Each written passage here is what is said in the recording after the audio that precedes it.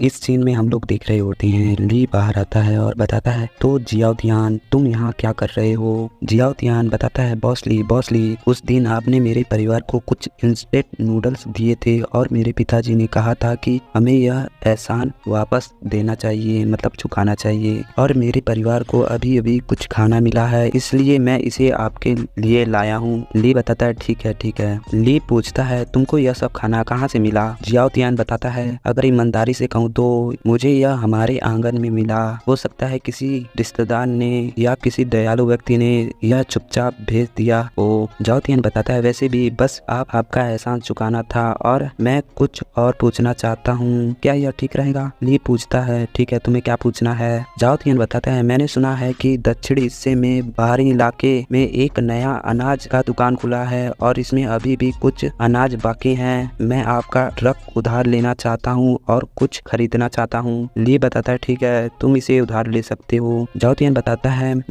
ठीक है, मुझे मेरे पास अभी ड्राइविंग लाइसेंस नहीं है, तो क्या आप चल सकते हैं। ली बताता है, तो तुम चाहते हो ट्रक और ड्राइवर दोनों को उधार लेना चाहते हो। जियाओतियान बताता है, नहीं, यह बहुत देर तक नहीं होगा। ली अपने मन में सोचता है, मैं हाल ही में खेत में फंस गया हूँ। मूल रूप से मैंने स्थिति के बारे में पूछताछ करने के लिए कुछ दिनों में शॉपिंग सेंटर जाने का योजना बना रहा था। अभी जल्दी ही है, इसलिए मैं उसे अपने साथ वहां ले जा सकता हूं, और वैसे भी घर पे मैकेनिकल गार्ड के साथ हानान अकेले होने पर भी वह सुरक्षित रहेगी। ली बताता है, ठीक है, आखिरकार हम पुराने परिचित हैं, लेकिन मुझे हानान के लिए खाना बनाने के लिए दोपहर से पहले वापस आना होगा। जियाओतियान बताता है, ठीक है, मैं आपको परेशानी नहीं देना चाहता हूँ, इसके लिए मुझे माफ करना। ली बताता है, ठीक है, यहीं पर इंतजार करो, मैं ट्रक को निकालता हूँ। फिर ली हानान के पास आता है और बताता है, घर पर रहना और अगर कोई बुलाए तो दरवाजा मत खोलना, मैं जल्दी वापस आ जाऊंगा। हानान बताती है, चिंता मत करो बड़े भाई, मैं और जियाओ भाई अद्भुत हैं। ली पूछता है, ये जियाओ भाई कैसे बनी। हानान बताती है, क्योंकि यह एक उन्नत मशीन है, मैंने इसे आजमाया और इसने बम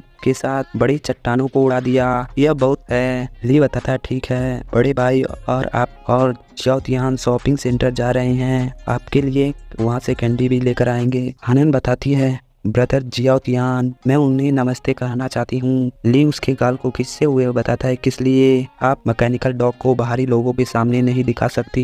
हानान बताती है, बेशक मुझे पता है, मैं पहले से ही 6 साल की हो चुकी हूँ, अब मैं बच्ची नहीं रही, घर पर बड़े भाई के अलावा मैं किसी और से बात नहीं कर पाती, इसलिए मुझे यहाँ पर दम घुटता है। ली कहता है, ठीक है। फिर ली वहाँ से अपने फार्म से ट्रक को निकाल लेता है। हम लोग देखते हैं ली के कार में हानान भी होती है और वह जियाओतियान को देखकर कहती है, ब्रदर जियाओतियान, आपका शरीर ऐसा कह ही रही होती है। तभी पीछे से ली उसके सर को पकड़ता है और कहता है, ठीक है, कार से बाहर निकलो और उसे अंदर आने दो, ताकि हम जल्दी से जाएं और वापस आएं, ताकि मैं तुम्हारे लिए कुछ खाना बना सकूं। हम लोग देखते हैं ली और जियाओतियान वहाँ से जा रहे होते हैं और हानान पीछे खड़ी होती है और बताती है, कितना बदबूदार बड़ा भाई है, मैंने नमस्ते भी नहीं किया ब्रदर जियाओतियान को। फिर वह वहाँ से जाते हुए कहते हैं, इसे भूल जाओ, चलो कार्टून देखते हैं। हम लोग देखते हैं ली और जियाओतियान वहाँ से जा रहे होते हैं। ली अपने मन में सोच रहा होता है, बेवकूफ लड़की, मुझे पता था कि उसका मुंह खुल जाएगा। जियाओतियान बताता है, बॉस ली, क्या हानान को घर पे अकेले छोड़ना ठीक है। दुनिया अब बहुत क्रूअल हो चुकी है, मुझे डर है कि अगर कुछ बुरे लोगों ने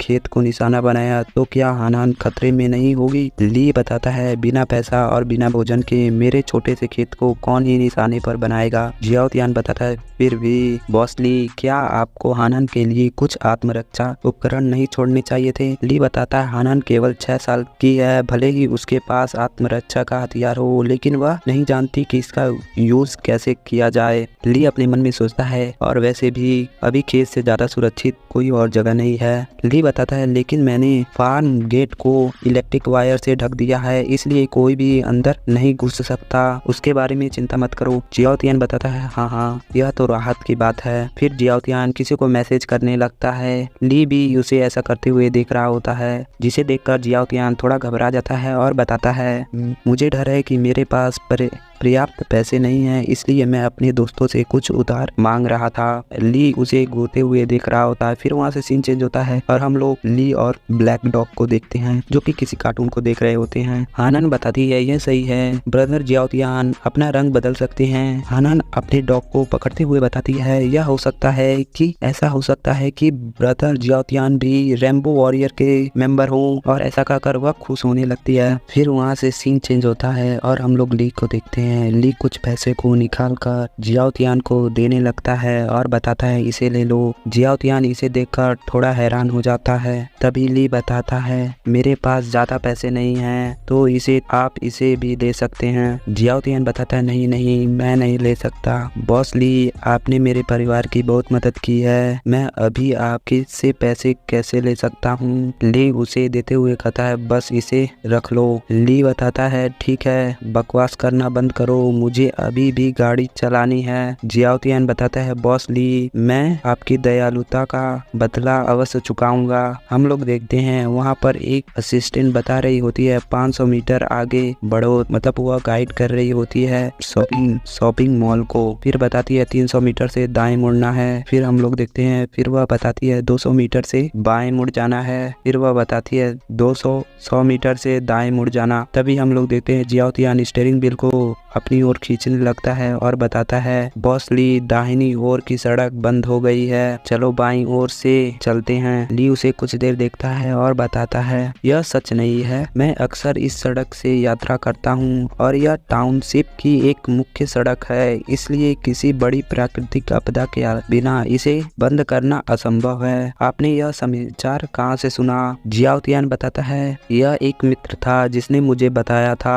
ली गुस्से में बताता है कौन सा दोस्त, उसे कॉल करो और मुझे सुनाओ उसकी बातें। जियाओतियान बताता है मिस्टर ली, कृपया पूछना बंद करो, मैं तुम्हें नुकसान नहीं पहुंचाना चाहता हूं, अभी मुड़े इससे पहले कि बहुत देर हो जाए। हम लोग देखते हैं जियाओतियान घबराते हुए कहता है कृपया बस एक बार मुझ पर विश्वास करो। ली भी थोड़ा हैरान हो जाता है, फिर अपनी गाड़ी को यूटर्न मतलब किसी और डायरेक्शन में भगाने लगता है। फिर हम लोग देखते हैं एक पर्सन उनकी गाड़ी पर नजर रखे हुए होता है और बताता है डैम इट तेरी की, यहाँ पर क्या हो रहा है। फिर वह बताता है उस छोटे से कमीने की हिम्मत कैसे हुई अपनी बात से मुकरने की। पीछे वाला पर्सन बताता है ब्रदर नान, अब हमें क्या करना चाहिए। फिर ब्रदर नान किसी को कॉल लगाते हुए बताता है सौभाग्य से मैं तैयार था। फिर वह किसी को कॉल लगाते हुए बताता है लक्ष्य आपकी ओर बढ़ रहा है, याद रखने आपको उन्हें रोकना ही होगा। मिस्टर लियांग ने कहा है कि उन्हें जीवित रखना होगा। फिर वह पर्सन कहता है मैं समझ गया। ब्रदर नान बताता है पीछे मुड़ो और उन्हें रोको, उन पर सामने से हमला करो और दूसरा टीम पीछे से हमला करो और उन्हें रोको। मैं देखना चाहता हूँ कि वह कैसे बच निकलते हैं आज। फिर वह पूछता है क्या तलाश चल रही है, मुझे बताओ। फिर हम लोग जियाओतियान को देखते हैं जो कि रोते हुए बताता हुआ है मैं माफी चाहता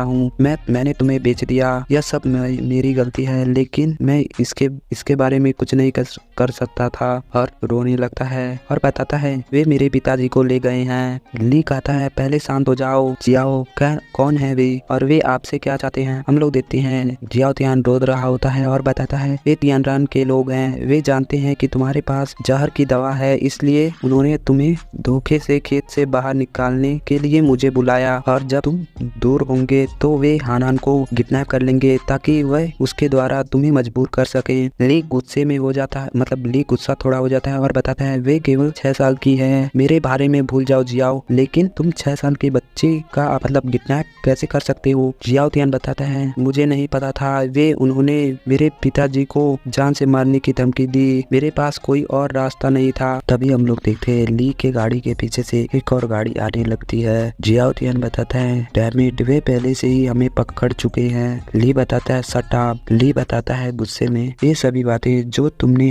अभी अभी मुझसे पूछी थी वे सब केवल मेरी परीक्षा लेने के लिए था। ली बड़े गुस्से नजरों से उसकी तरफ देखते हुए बताता है यह पता लगाने के लिए कि फार्म पर उन लोगों के लिए सुरक्षित है या नहीं, तो जब तुम अभी अपने फोन से खेल रहे थे तो तुम उन लोगों को मैसेज कर रहे थे ना। तभी हम लोग देखते हैं हानान और जियाओ बाई को ब्लैक डॉग किसी और देख रहा होता है। हानान पूछती है तुमको क्या दिख रहा है जियाओ बाई। तभी हम लोग देखते हैं फार्म के बाहर एक जेसीबी और कुछ लोगों को। जियाओ तियान बताता है मुझे सच में माफ करे, बस उन्हें वह दवा दे दो, वे लोग बहुत सारे हैं, हम लोग बच नहीं सकते। ली बताता है जियाओ तियान मैं बहुत निराश हूँ, मैं तुम सभी को मारना नहीं चाहता, लेकिन हानान के साथ ऐसे करने की हिम्मत कैसे हुई तुम्हारी। जियाओ तियान रोते हुए बताता है मुझे माफ करे, मुझे इसका अफसोस है, लेकिन वे मेरे पिताजी को ले गए हैं, कृपया मुझे वह दवा दे दीजिए। ली गुस्सा करते हुए बताता है मैं आपका हिसाब बाद में करूंगा। हालांकि अनफॉर्चुनेटली ली बताता है हालांकि दुर्भाग्य से उनमें से कोई भी जो मेरे फार्म के अंदर जाएगा उनमें से कोई भी जीवित नहीं बचेगा। और इसी के साथ ये एपिसोड खत्म कर लेते हैं। नेक्स्ट एपिसोड के लिए लाइक और कमेंट करो।